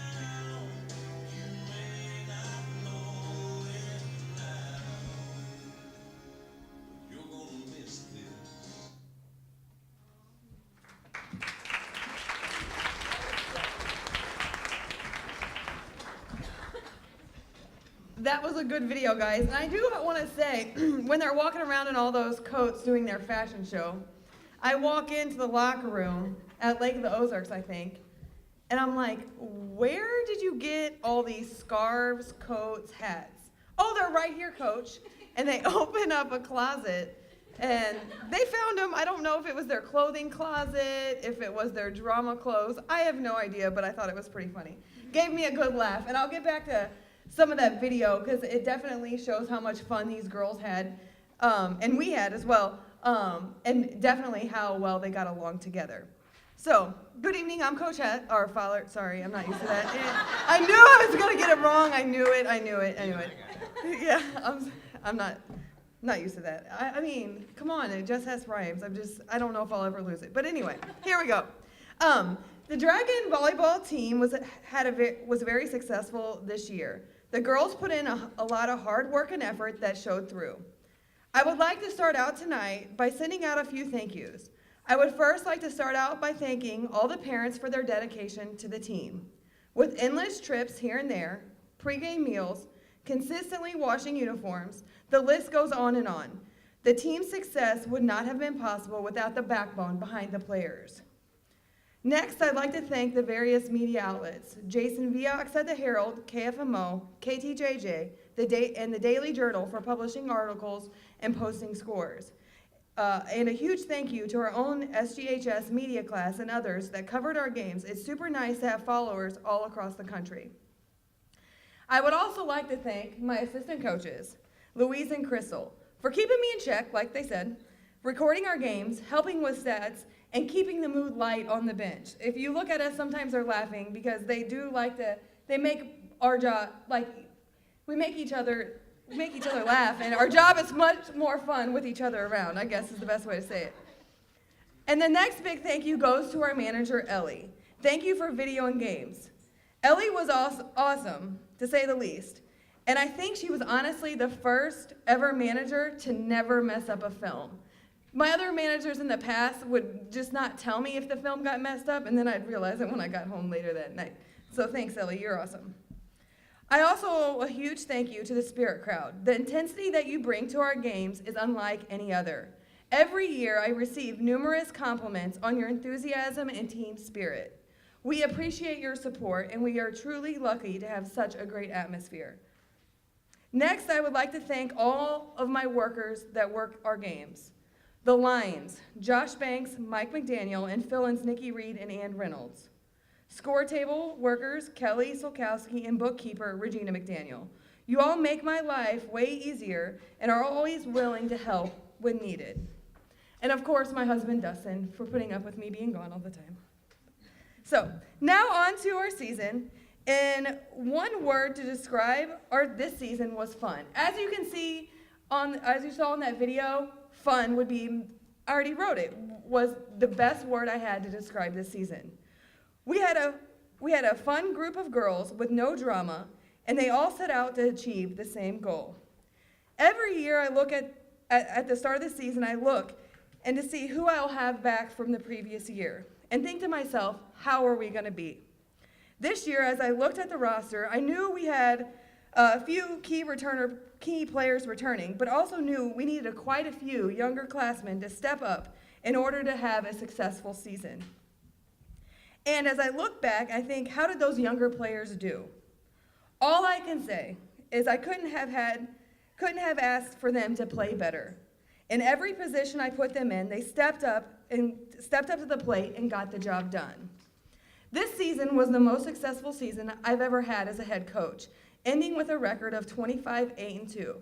But it was also, we had the most injuries I've ever had. We had 2 key starters go down during the season, and at one point, they were both out of the starting rotation. But I can say we had younger girls step up, do a fabulous job, and that was a key component to our success.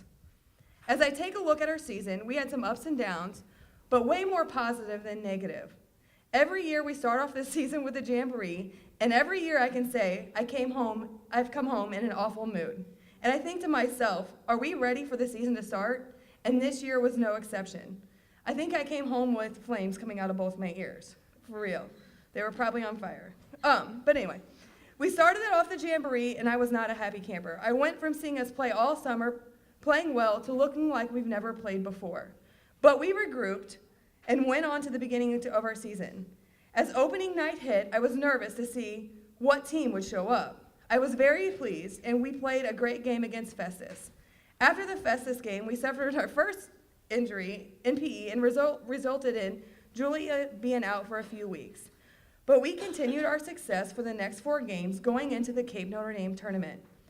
At the tournament, we played well against some tough teams, but ended with a record of 2-1 at the tournament. Not awesome, but not too bad with the competition we were playing.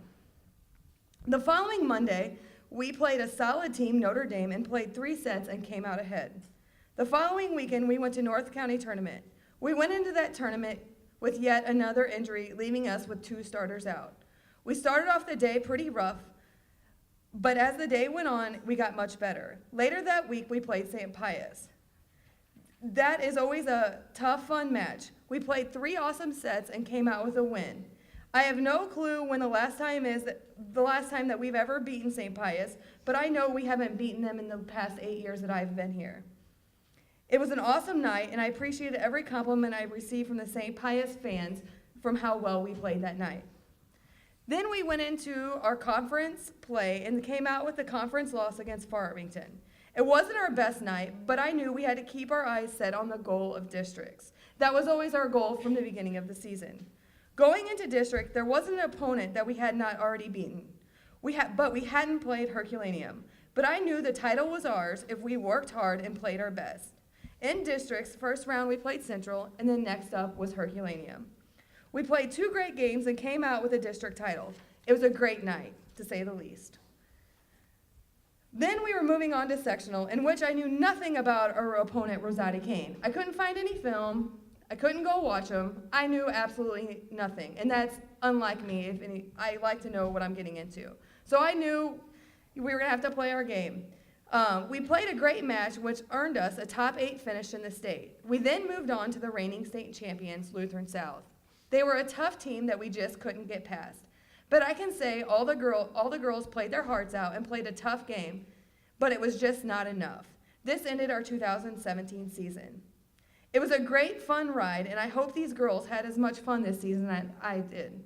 Now on to the individual players. I'm going to start with freshman manager Ellie Nagger.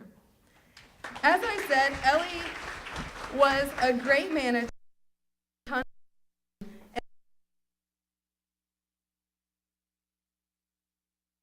This year, and she handled it with grace and did a fabulous job. We really appreciate you, Ellie. Next up, I'm going to start with sophomores. Julia McClin.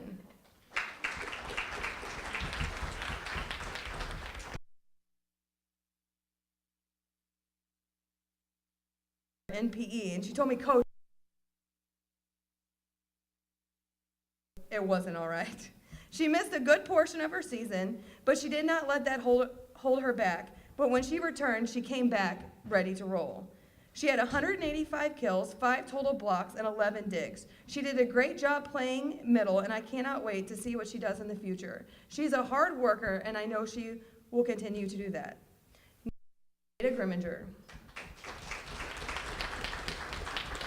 Jada was our libero. She was new to this position and handled it with grace. She had 21 aces, 283 serve receptions, 224 digs. She is a speedy libero and gained confidence with this position as the season progressed.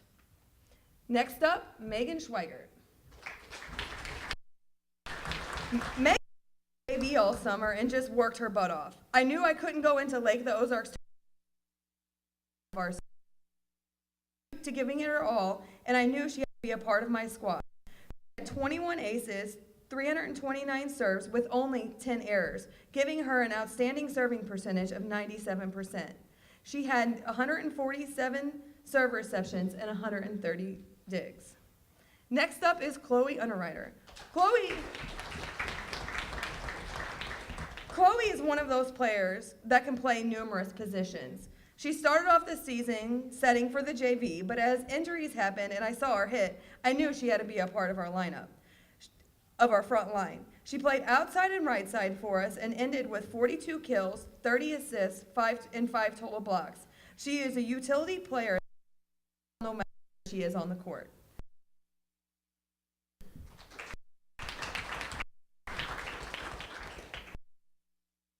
Stepped in and hit for us when we had numerous people.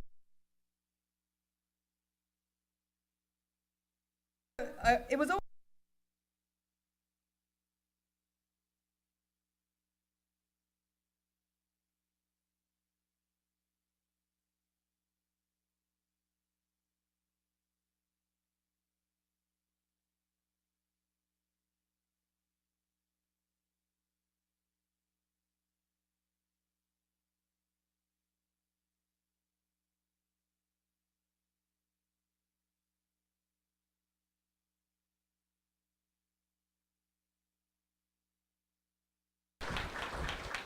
Haley is another one.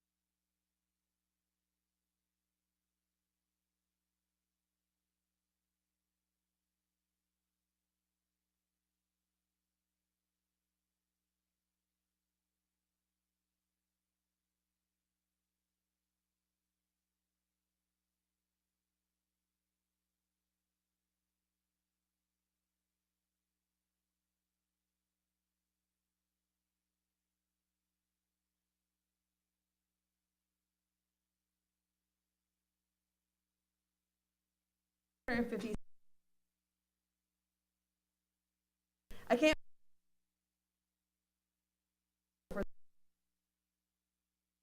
My seniors.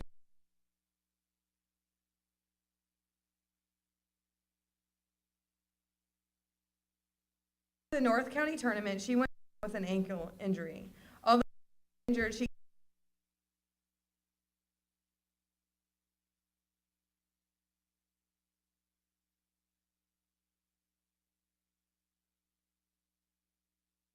that you wanted beside your team. She's a go-getter.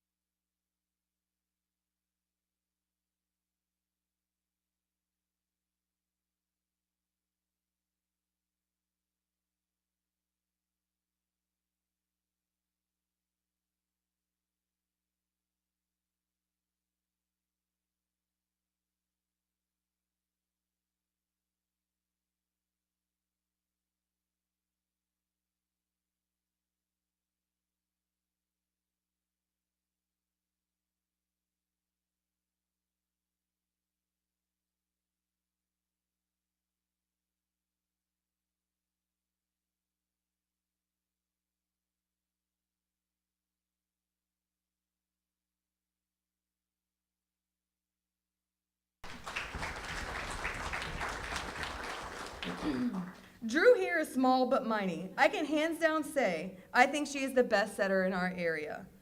Her dedication to her team was like any other. She worked hard to get the ball just perfect.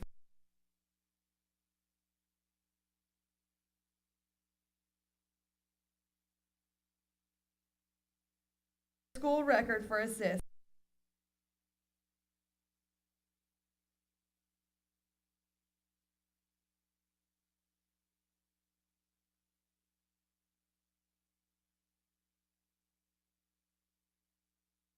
She's a bright young lady that I know will succeed.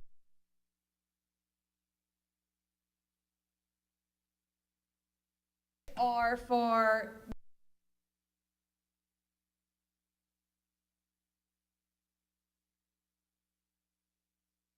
three digs.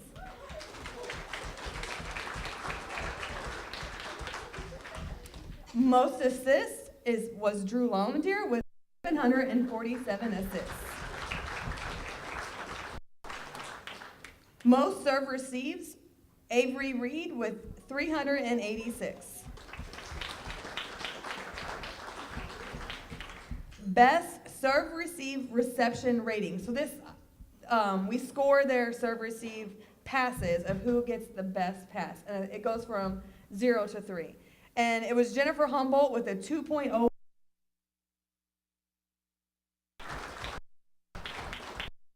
Most kills with 427, Avery Reed. Most stuffed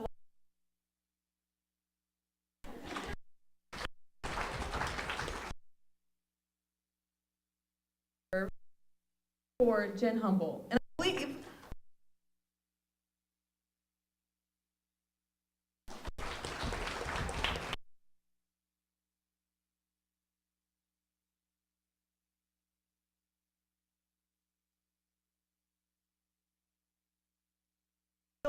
defensive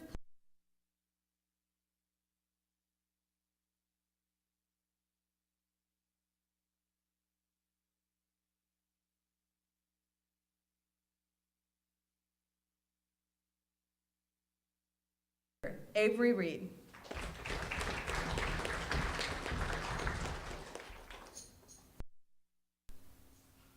The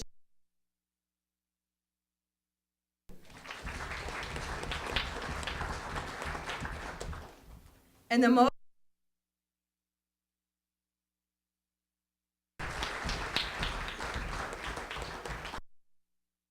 we lied to him earlier what these gold balls.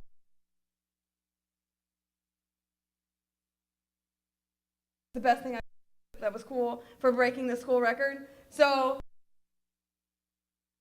the team.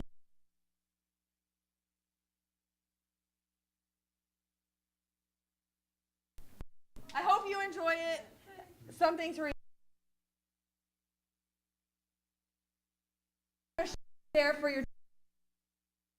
It was a pretty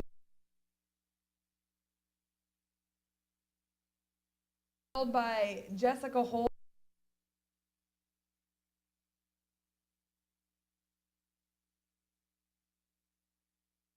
Grind. And I don't remember what year that was, but you know, it was a while back. So anyway.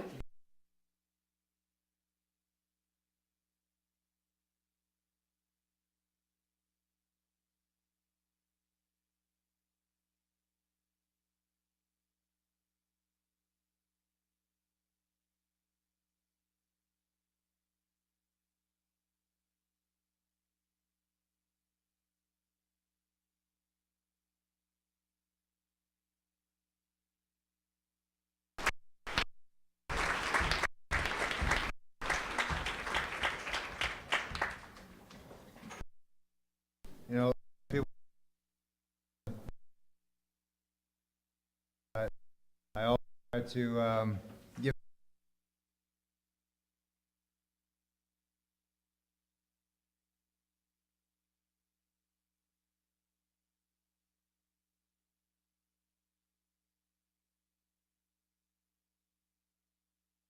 and beating them.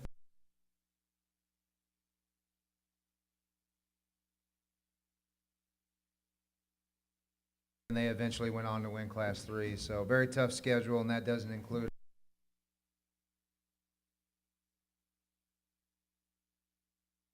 Okay.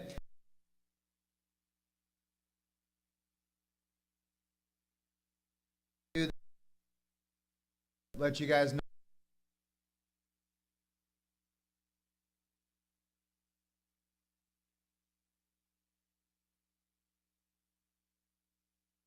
It was all district, all state.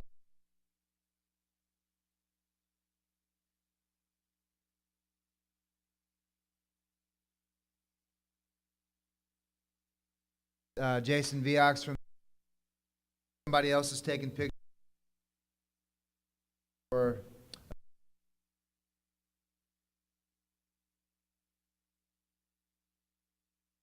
award winner. Make sure you get your picture taken. Jason Viox will get you guys organized by sport out in the Commons. Okay, we'll do the 50-50 winner first. The winner of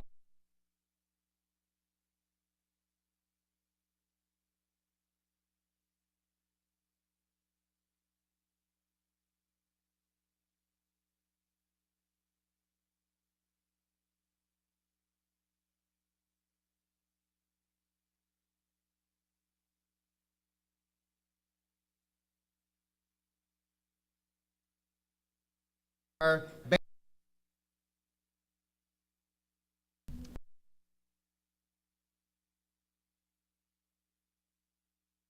here, it's on its way. It should be to.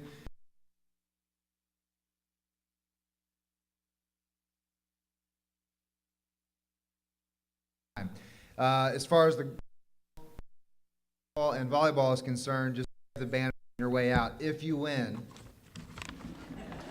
And we'll start with girls golf.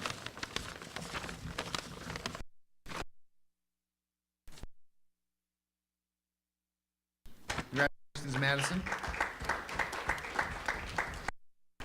Softball banner winner.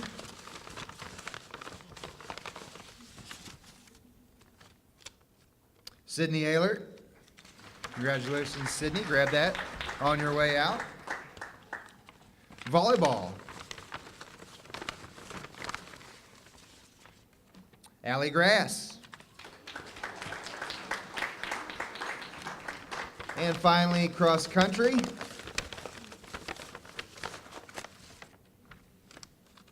Sam Stolzer. Okay, so Sam, I'll hang on to that and I'll get that banner to you here very soon. Thank you for coming tonight, ladies and gentlemen. Drive safely. Have a great Thanksgiving and holiday break.